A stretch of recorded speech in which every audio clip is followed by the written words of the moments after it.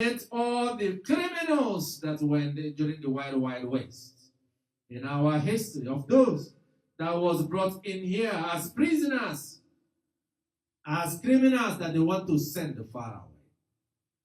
We see Trump sending them from one nation to another. That will also be transferring problems to those nations that are being exploited because they are poor and weak. And it is cheaper for them to stay over there, and we can pay for their prisons back to wherever they are so far away from our nation. But to be an American is greater than being born in America. It is a way of life. It's a culture. There are things that are abominable in our land. And these are things that we have embraced. You have embraced, not me. That rather than love your neighbor, you hate them. The amount of acrimony and the angst and the malice. God is giving us a reviving moment for the revival that we are saying that is coming. Even the people and the government in this land is against it. They have labeled some of them to be extremists, religious extremists, ultra-conservatives. They gave them all kinds of names.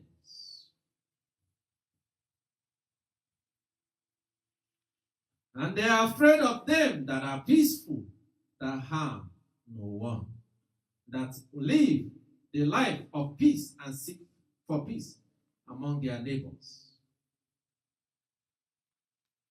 But they can rampage the streets and kill and maim in our cities. The children cannot come out to play outside.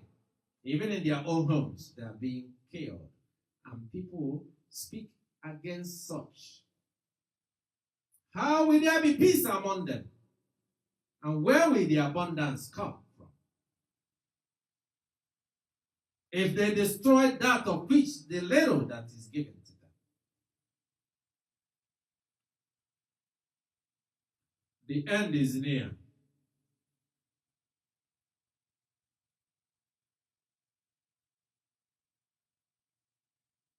Now, our God, what shall we say after this? For we have forsaken your commandments, which you have commanded by your servants, the prophets, saying, the land which you are entering to possess is an unclean land, with the uncleanliness of the peoples of the lands, with their abominations which have filled it from end to end, and with their impurity.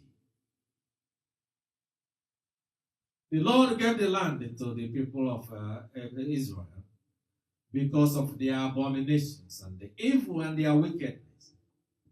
Thousands and thousands and thousands and thousands of years. They are still living in abominations.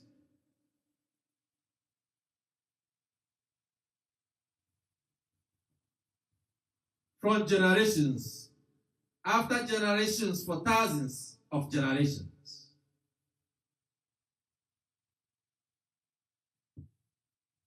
Does that show?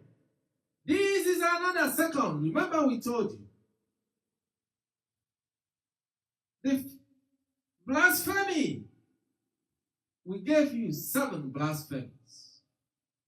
That even though you are a sinner, and your ways are wayward, and your heart continue to live and rejoice in iniquities and wickedness and evil.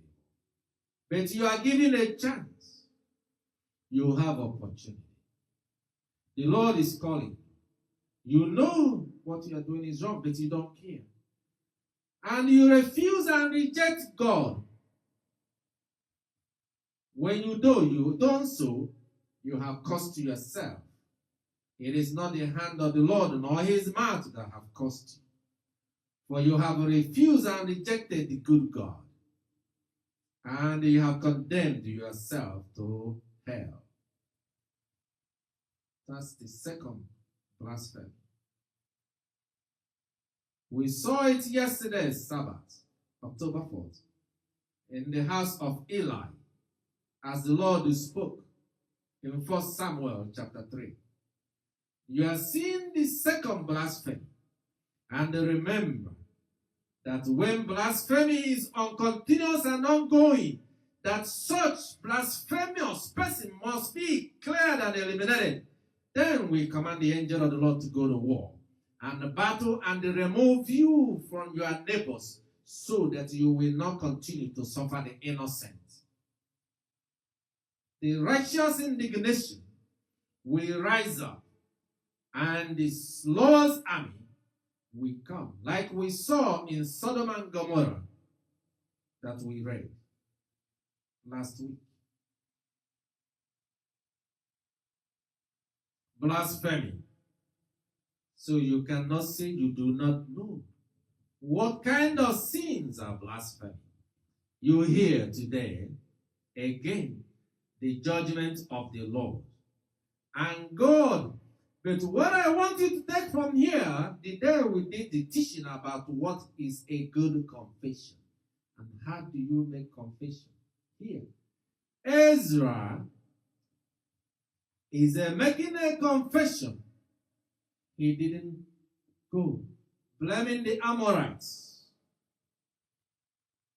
He didn't go blaming the people from where they are taken, where they have seen people that they have followed to disobey God, to live unrighteous life. Ezra is telling you how to make a good confession why your sins are not forgiven. He said he humbled himself. That's what he said. He humbled.